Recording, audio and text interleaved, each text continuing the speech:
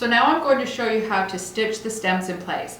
This pattern is unique in that these stems don't go into anything else. Normally a stem has a flower at the end and some leaves at the other end. So you would just cover up these raw ends. I'm going to show you how to make your stems stop and start. The first thing I'm going to do is check this out. Now that's a straight across end. So I'm just going to fold it under, and that's where it will end up. The one at the top is a little different because it's on a bit of an angle. So I'm going to just take this back. I'm going to fold it so that it matches the exact same angle. Okay, and that's going to tell me how I start to stitch. I always start at the highest point of the stem, which is right here. And you'll notice that there's a bit of a seam allowance sticking out right here, and we're going to deal with that when we stitch all the way around and come to the other side. Where I'm going to start is in that exact point, the exact highest point of the stem right there. I'm still going to bury my knot just like I did with my perfect circle. So I'm going to come up just through the green, and I'm going to make sure that my knot gets buried. I'm just going to start stitching all the way across the top of the stem.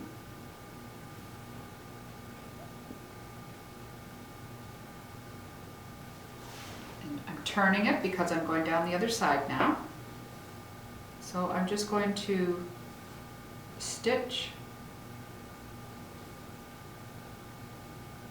the exact same stitch. So it's right into the background, straight up through the green. Into the background, straight up.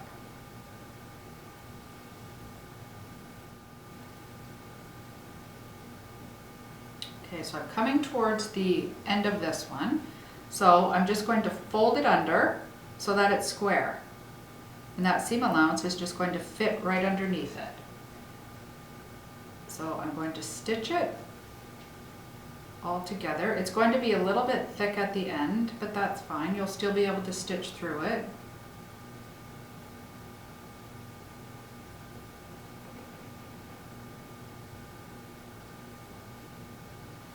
Okay, now I'm going to stitch across the end of it.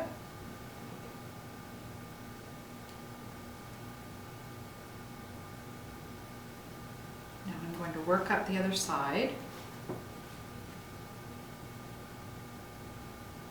Okay, so now we're approaching the end. So you can see that that little tip of the seam allowance is sticking out. Because we've stitched the top edge and the side edge, all we're going to do is flip that seam allowance to the inside of the stem. So I'm just going to take another stem.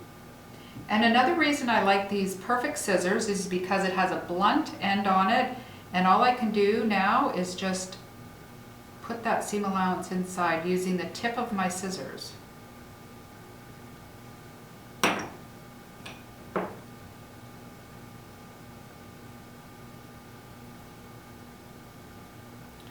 going to continue stitching up to the end.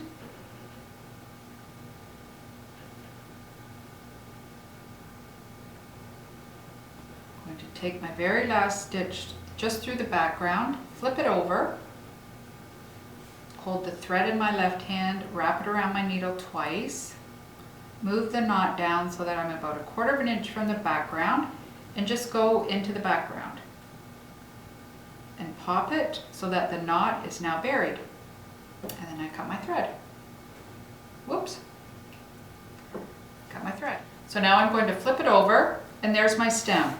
So it's blunt at one end and angled on the other. Now that you're a pro at stems, circles, and stitching, here's the finished block of Peggy's puzzle. Stay tuned for the next block.